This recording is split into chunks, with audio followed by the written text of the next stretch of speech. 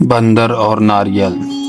ایک دفعہ ایک بندر ایک ناریل کے درخت پر چڑھ گیا اور مزے میں ناریل توڑ توڑ کر ان کا پانی پینے لگا۔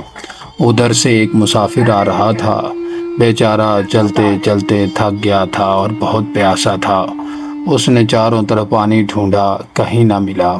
اتنے میں اس نے دیکھا کہ بندر ناریل کے درخت پر بیٹھا ناریل کا مزیدار پانی پی رہا ہے۔